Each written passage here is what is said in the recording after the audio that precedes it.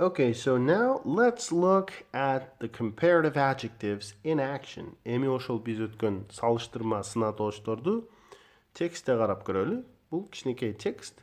Азия жана Африка пилдерин салыштырма тексти. What is the difference between African and Asian elephants? What is the difference between African and Asian elephants?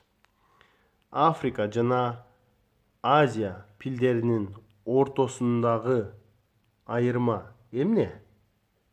What is the difference? African elephants are larger and heavier than Asian elephants. And they've got bigger ears.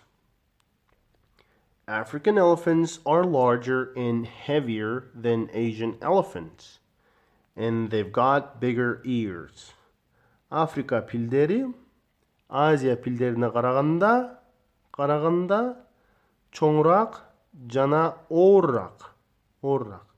And they've got bigger ears. Жана алардын кулактары чоңураак.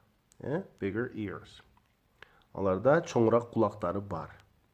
However, Asian elephants are more intelligent and better at following instructions.